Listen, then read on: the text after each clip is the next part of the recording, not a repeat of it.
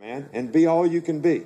And don't worry about what somebody else thinks. Don't worry about what somebody else says. The positive self-gratification for you should come for you knowing that you did your best to be the best you could be. And you put everything that you could in it. Now, it takes a lot of hard work to do that. I talked to you before. You got to be in great condition to do it if you're going to be an athlete. All right, so you know what it's going to take. Are you willing to make the commitment to do it? Now, look, guys, one of the reasons that we have a great organization here, you know, Coach always gets up here and says it's because of me. It's not because of me. It's because we got a great team. We got a great team of people. Our coaches, our administration, but our players. And one of the reasons is you can only be a team if everybody has respect and trust for each other on the team. And that's what you need to have with your teammates. All right, but if you have any leadership and you learn anything in this camp about being a team and being a good teammate, is your coach, I'm sure, establishes some kind of principles and values for your team, whether it's to be on time, how you're going to practice, how you're going to finish, what the expectation is for you personally, what the expectation is for you academically, in terms of how you treat people, how you serve others, whatever it is. Your coach probably defines what he expects from you to be a member of that team. And if everybody doesn't make a commitment to that and to the standard that he defines for you, you're never going to have a good team. Because I said you got to respect your teammates. And if this guy over here is mediocre and you're a high achiever, you're never going to respect him. And you're never going to have the respect and trust that you need to have a good team. And it's the same way. High achievers don't like mediocre people. Mediocre people don't like high achievers. So if you let that exist on your team, you're never going to be successful. I mentioned that to you on Sunday. I'm mentioning it again. Now, how do you affect it? You affect it with your positive energy to try to accomplish the goal and what's important to you, to being all you can be and helping your team being all your team can be. And that's positive attitude. That's good example. You know, if you're going to be a leader, you got to have a vision for what you want. All right, so you got to know what you want to accomplish. And the second thing you got to be able to do is you got to have a plan of how you're going to get there, what you got to do, how you got to work out in the summer, what you got to do in fall camp, how you got to create an example for the other players on your team so your team has a chance to accomplish the things they're capable of. And everybody's got to buy in and everybody's got to do it together. And it can't be done unless everybody's willing to work. And the other thing, guys, is you got to be responsible for your own self-determination. Do you know what that means? That means you're accountable. I don't care if it's what your mom tells you to do, what your rules of the house are when you go home, what the rules of some teacher is in her English class, or what your coach says to do. They define what the expectation is for you personally, academically, and athletically, and what's your responsibility. You got to be accountable to it. And you got to have the discipline to do what you're supposed to do, when you're supposed to do it, the way it's supposed to be done. And if you can't do that, you're probably not going to be successful at anything you choose to do. It's accountability. And you know what, guys? If our guys can't do that on our team, we're never going to depend on them because they're really not dependable. And it's not about just what they do in football. If they can't do the right things personally, when they're all alone somewhere at night, if they can't do the right things in school, because it's a part of who you are. It's a part of who you are. And that determines what you're going to do all the time and all the choices and decisions that you make. And look, guys, hey, we all come to crossroads every day. Every guy, from the time you got up this morning till now, you've had to make a lot of decisions about, am I going to go right or am I going to go left? Am I going to go do this or am I going to go do that?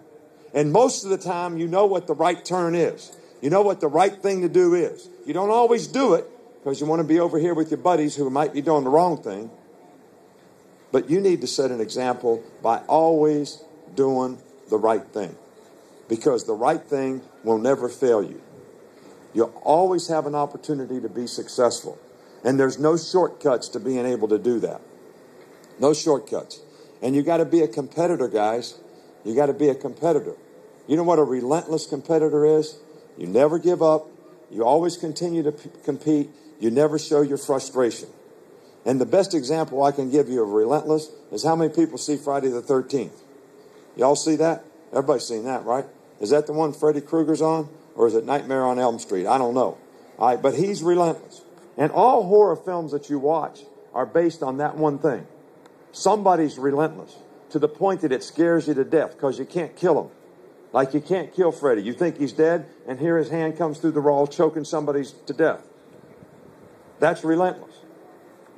And you know what? When you're a relentless competitor and you can give effort and play with toughness every down in the game, the guy you're playing against starts to think, this guy's crazy, man. No matter what I do, I beat him on a play, and he's right back the next play.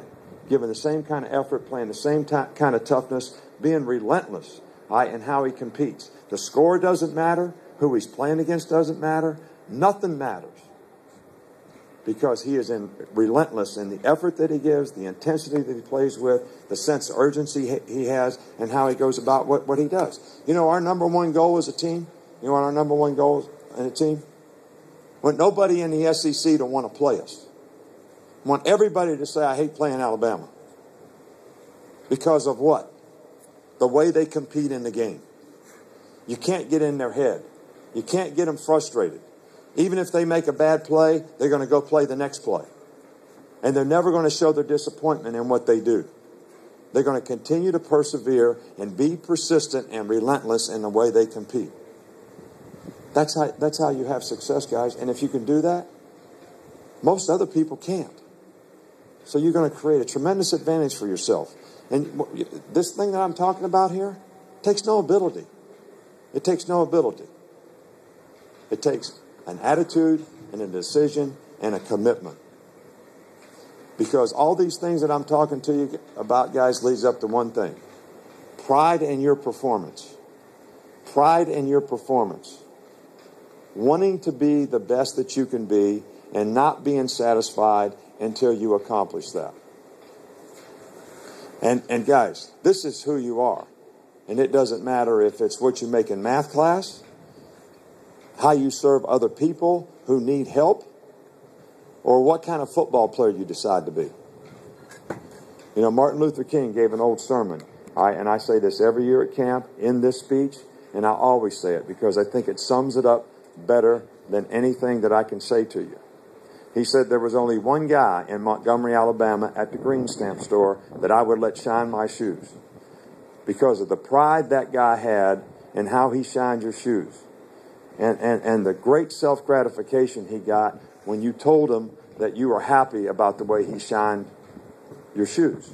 So this guy had tremendous pride in his performance, even though all he did was shine shoes. And he goes on to say, if you're going to be a street sweeper, be the best street sweeper you can be. Sweep the streets like Michelangelo painted the Sistine Chapel, like Shakespeare wrote literature. Let him put a sign up that says the best street sweeper in the world lives right here. And if you can do that, you accomplish the best there is in life, which is knowing you did your best to be the best you could be, no matter what it is you choose to do. That's it. That's it. Now, what are you going to choose to do? You want to be happy? You want to sell something positive? You want to feel good about yourself? Just know you're doing your best to be the best you can be at whatever you choose to do. Whatever you choose to do. That's cleaning up your room. That's how you do in math class. That's how you are as a football player. Because it all goes back to who you are. And everybody can choose who they are. You know, God didn't make winners. God didn't make losers. He made choosers. You choose it. No matter what your circumstance is, you have a chance to choose it. So make some good choices. Now, let me just say this, guys. We give awards out here. I personally think every guy here, I hate it. I don't like giving awards. Every guy here gave up something in this summer to come here and work hard to try to get better, and I think everybody should be rewarded for that. But I also think that the guys that did the best job, gave the best effort, played with the most toughness, was able to execute the best, they probably need to get recognized too. because they did a little better than some other guys. All right, so we're going to give some awards here. All right, but I want you guys to know that